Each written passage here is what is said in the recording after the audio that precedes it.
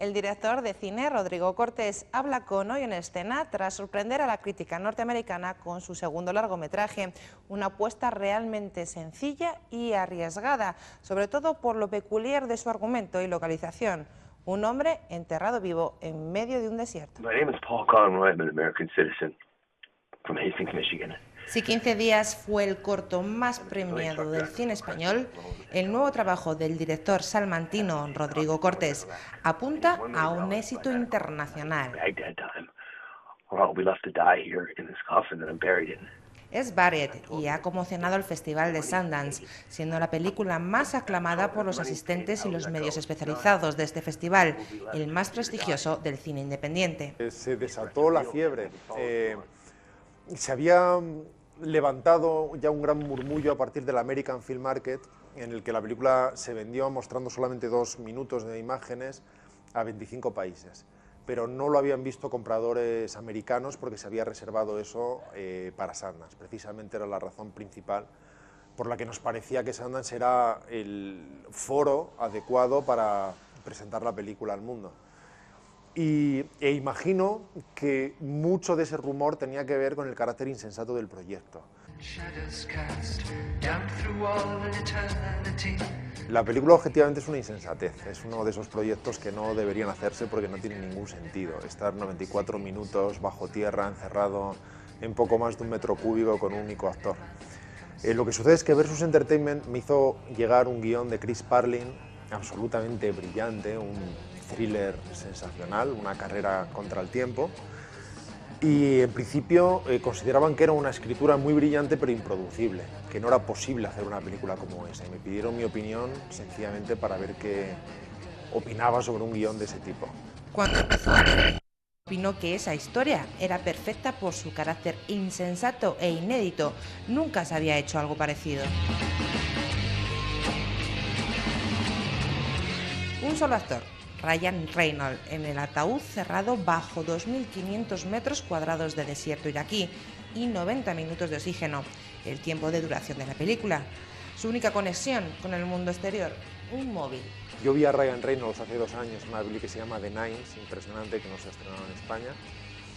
Me quedé asombrado por su talento casi obsceno y fue nuestra primera opción.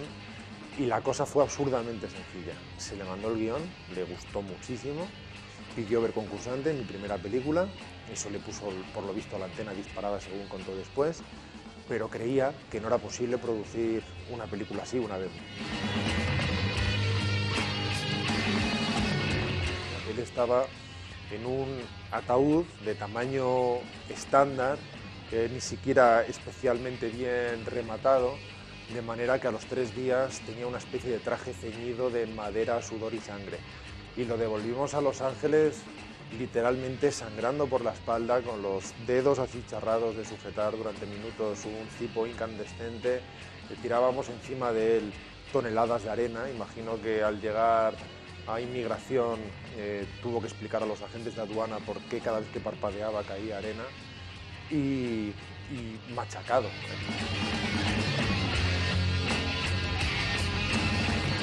Tras una dura guerra de pujas, solo 12 horas después de la ovacionada premiere en Sundance, finalmente Lionsgate adquiría los derechos de la distribución de la película de Cortés en Estados Unidos.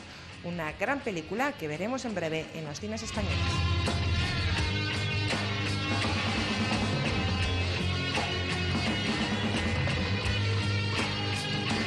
Años después, de Luis Buñuel y Salvador Dalí, repasa en profundidad el ambiente en el que se creó la película y los acontecimientos en torno a su rodaje y estreno. Un libro que pretende reflejar el clima social y las circunstancias culturales que propiciaron la creación de un film surrealista. El cortometraje mudo Un perro andaluz, del año 1929, fue pionero en cine surrealista. Para conmemorar el 80 aniversario de su creación se ha publicado este libro que repasa en profundidad el ambiente en el que se creó la película y los acontecimientos en torno a su rodaje y estreno. Las ideas que fueron precursoras para escribir el guión fueron 2 sueños, uno de Salvador Dalí y otro de Buñuel. El sueño de Dalí consistía en hormigas que pululaban por sus manos y el de Buñuel dio lugar a una de las escenas más famosas del cine español, una navaja seccionando un ojo humano. El libro está organizado en 5 partes: el guión original de la película, redactado en francés y transcrito al castellano, el proceso creativo del cortometraje, que incluye notas del director y cartas enviadas por él, Dalí y Pepín Bello, escritor y compañero de los surrealistas en la residencia de estudiantes, en la que convivieron estos grandes artistas y otros muchos. Además, en las páginas de esta publicación aparecen varios ensayos sobre la temática de la película, a cargo de 5 expertos en arte y cine. Versiones extendidas del guión literario y técnico, impresas a modo de facsímil desde los originales, escritos a mano por los creadores de Un perro andaluz. De esta manera se rinde tributo a esta gran película, la más representativa del movimiento surrealista, constituida por una sucesión de sueños encadenados y cuyo objetivo no era contar una historia, sino provocar un impacto moral en el espectador por la agresividad de sus imágenes.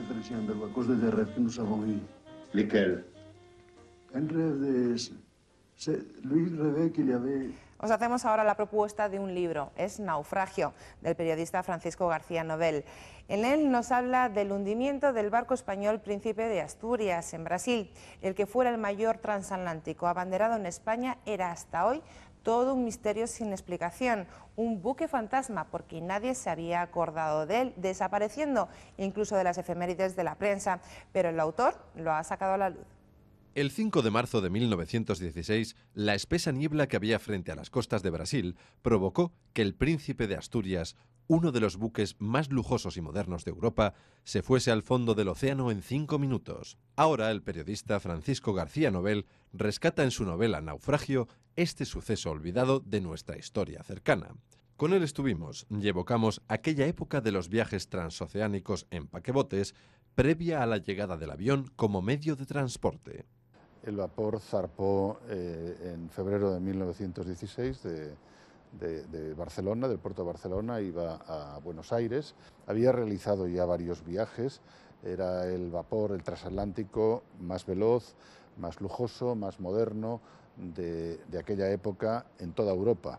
Entonces viajar a América suponía asumir un salto de fe plagado de incertidumbres. Lo que pasó fue que una vez cruzado el Atlántico, al llegar frente a la costa de Brasil, en medio de una gran tormenta y de una niebla que les impedía divisar la costa y encontrar el faro de Punta Boí, embarrancaron y el buque en 5 minutos se hundió. Supervivientes fueron 147 y el resto fallecieron en el naufragio. Llama la atención descubrir cómo puede dormir en el olvido de nuestros cronistas una catástrofe de 500 muertos. Por 2 razones. En primer lugar, porque en aquella época, estamos hablando de 1916, estábamos inmersos en la Primera Guerra Mundial y los naufragios estaban a la orden del día. Después hay un segundo motivo y es que efectivamente no hay en nuestro país una cultura del naufragio, no ha habido grandes publicaciones y sin embargo pues sí lo ha habido y lo han cultivado más otros países. Francisco García Nobel conoció la peripecia del Príncipe de Asturias, como suele pasar muchas veces, gracias a una coincidencia. Yo estaba trabajando hace 3 años en un documental de televisión y yo estaba buscando documentación, entré en una librería especializada en temas marinos y me encontré con una publicación, me llamó la atención, pensé que podía ser interesante hacer un documental sobre aquel naufragio y en paralelo es exactamente igual al Titanic y pensé, esto es el Titanic español. Y como el Titanic, este barco español llegó a las cotas más altas de la era dorada de la navegación de lujo gracias a la compañía naviera Pinillos. Todos ellos eran buques modernos, nuevos, comprados en Glasgow, la mayoría de ellos en Gran Bretaña, y fabricados con los últimos avances. No debemos olvidar que el Príncipe de Asturias, igual que ocurrió con el Titanic en 1912, era un transatlántico que estaba catalogado como insumergible.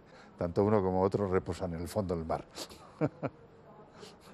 Naufragio documenta de forma precisa un hecho relevante de la historia de nuestro país. Es un libro con el que aprender y redescubrir la última época de los viajes de aventura.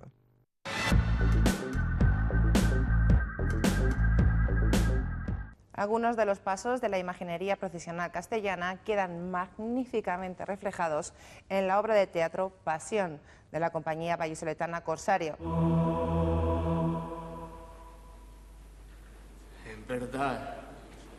En verdad os digo que uno de vosotros me ha de entregar. Maestro, soy yo. Un admirable estudio de la imaginería procesional castellana y una gran profesionalidad actoral se lleva a los escenarios con Pasión, de Teatro Corsario. Seréis escandalizados por causa mía. Es la Pasión de Cristo a través de la representación estática de las mejores imágenes de la Semana Santa castellana y leonesa. Y las ovejas serán dispersas. La posición que adoptan los actores es exacta al trabajo que el imaginero esculpió en la madera. Se ha vanagloriado de ser el hijo del bendito. Y su padre no se mueve para arrancar del patíbulo a su primogénito. El drama se representa en 8 cuadros. Algunos de ellos son la traición, el ecce homo, las 7 palabras o la piedad. La emoción se representa a través de la crucifixión o el descendimiento.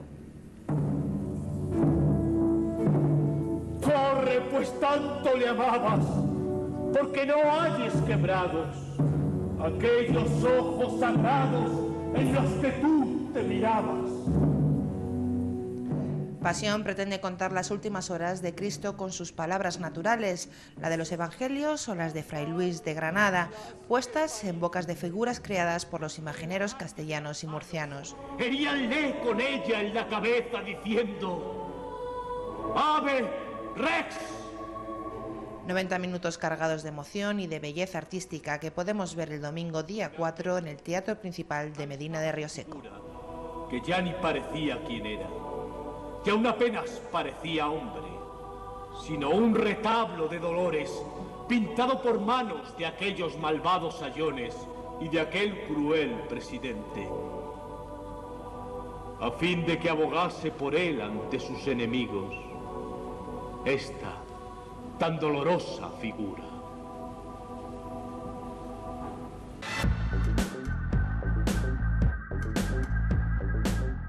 Nacido en la pequeña localidad de Muñeca, en el norte de Palencia, Claudio Prieto es uno de nuestros compositores vivos de música sinfónica absolutamente imprescindible. Tras 50 años de carrera y tras recorrer el globo en pos de la creatividad, Claudio recibió a Castilla y León Televisión en Madrid. Junto a él mantuvimos una agradable conversación y hablamos del que es su mundo, la música. Así, Prieto nos descubrió que el secreto para trabajar como el primer día a los 75 años es fácil si disfrutas con lo que hace. Yo trabajo todos los días del año. Voy a poner un ejemplo, esta semana. Pues esta semana no voy a sentar a la mesa ningún día. Y tengo en la mesa proyectos esperándome. Pero claro, como los compromisos crecen, el tiempo disminuye, pues entonces, claro, mi tiempo creativo disminuye un poquito. Pero quiero decir, mi alegría, mi ilusión y todo está en la creación. Ahí donde está todo. Hoy en día los compositores contemporáneos lo tienen difícil. En los siglos pasados, la música de los autores vivos era el referente a escuchar y seguir. Esa situación cambió hace ahora 100 años. El siglo XX es el siglo que recupera toda la historia de la música. Hasta ahí, hasta la primera mitad, siempre se interpretaba la música de los compositores vivos en cada una de estas épocas. A partir de ahí no, deja de tener presencia los compositores vivos y se programa, sobre todo, esa recuperación de toda la historia de la música y la música contemporánea, la música de los compositores vivos, pierde público y este público todavía no está recuperado. Respecto a sus inicios, el avance musical en España es evidente. Hay gran cantidad de instituciones que nos sitúan en la vanguardia. Hoy España es un país privilegiado y la sociedad española, los españoles, en opinión personal, deben apoyar al máximo para que eso continuase. Hoy, es decir, puede ser que no tengamos esa orquesta elitista maravillosa, no sé, de una orquesta alemana, de una orquesta de Estados Unidos. Tenemos orquestas excelentes, muy buenas y muchas.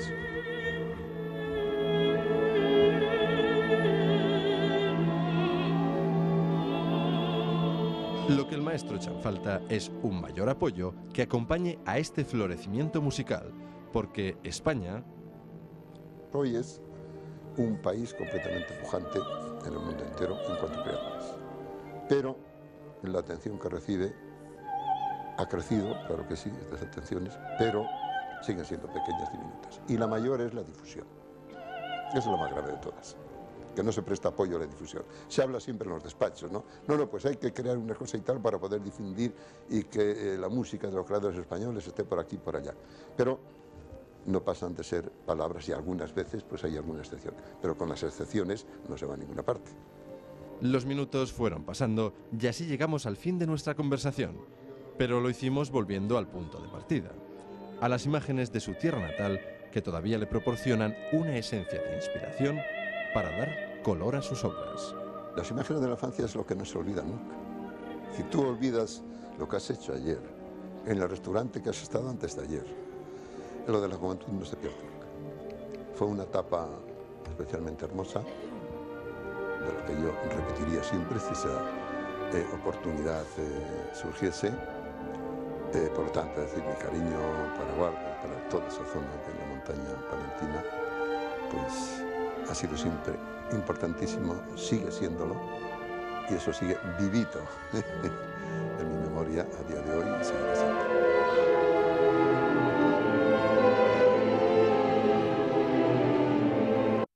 Tiempo para exposiciones, concretamente de las visitas guiadas. Suelen dirigirse a todos los públicos y cuentan con material diseñado para escolares, asociaciones y colectivos. Una propuesta de interacción por la muestra en la que se proponen diferentes recorridos y preguntas de reflexión sobre lo visto. Muestras de todo tipo de temática llenan las salas de exposiciones de la región por la que los ciudadanos castellanos y leoneses pasean y conocen nuevas formas de arte.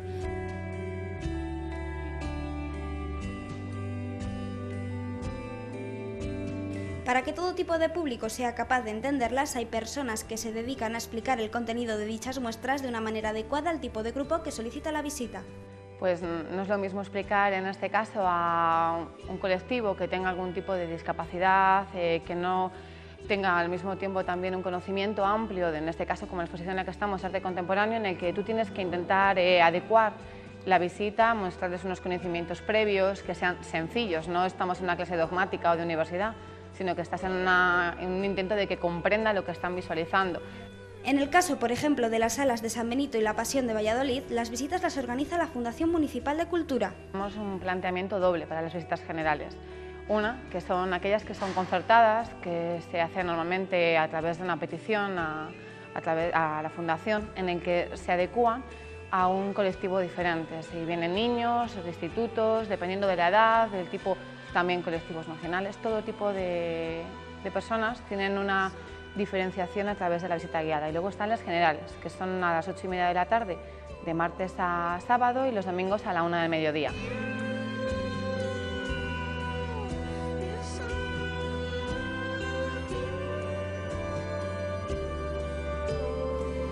Las visitas concertadas son solicitadas por todo tipo de colectivos y con arreglo a él la exposición se explica de una manera concreta. Pues desde colectivos, como te digo, de bachillerato, infantil, o sea, colegios en general, institutos, sociedades o colectivos como en este caso de reanimación psicosocial, en muchas ocasiones. También vienen colectivos como de sociedades de mujeres, ARBA, que son de alcohólicos de Valladolid. Todo tipo de colectivos están abiertos porque las visitas son gratuitas. Entonces, cualquier colectivo que desee visitar la sala y que se le explique, puede visitarnos. Sin embargo, todas las visitas tienen una estructura similar. Comenzamos presentándonos los guías y dando, lógicamente, la bienvenida, situando el entorno en el que nos encontramos y qué es lo que vamos a ver. En este caso, nada más entrar en la exposición, la gente se queda un poco asombrada de ver pianos de colores en el que en su interior hay preservativos, entonces intentas acercar fundamentalmente a la gente hacia ellos, que no muerden, e intentas explicar por qué lo están viendo. Luego introduces a los visitantes pues un poco en el contexto en el que se va a desarrollar la exposición, quiénes son los personajes fundadores o cómo se llegó a fundar. Por ejemplo, en el ZAG es muy interesante, hicieron una procesión a través de las calles de Madrid y eso a la gente le empieza a enganchar en la visita y a tener un poco más de interés por una exposición tan peculiar. En el caso de los niños también se organizan talleres y actividades con las que se pretende introducirles en el apasionante mundo del arte y potenciar su creatividad. Sí, tenemos talleres que se realizan en periodos estivales, como en Navidad, acabamos de realizarlos, tanto en La Pasión, donde estamos ahora mismo, como en la Casa Museo Colón. Digo, pues en Navidades, Semana Santa, verano, el fin de semana internacional de los museos, también se llevaron a cabo estos talleres y siempre tienen relación con lo que se está mostrando en ese momento o con exposiciones pasadas. Arte al alcance de todo el mundo, sea cual sea su conocimiento, es el fin de estas visitas guiadas y gratuitas.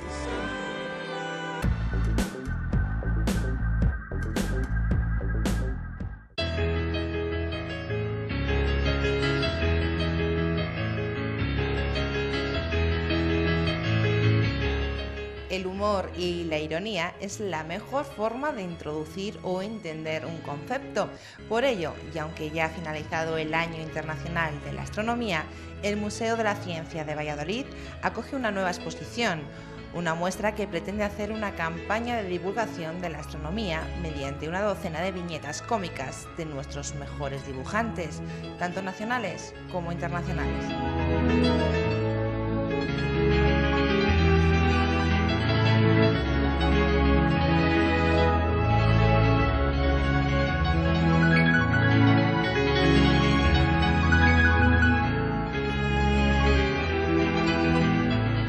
Esta exposición fue, en su momento, uno de los 11 proyectos emblemáticos seleccionados por el Comité Español para el Año Internacional de la Astronomía.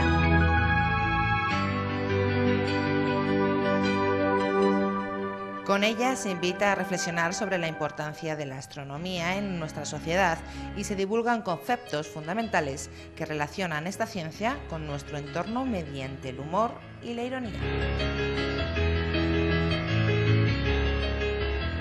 Los dibujantes son Quino, Mingote, Forges, Hipo, Popo, Pota y Tamo, y Medina, que cedieron desinteresadamente sus ilustraciones. Unas viñetas que se acompañan de textos explicativos que amplían el concepto astronómico tratado en ellas.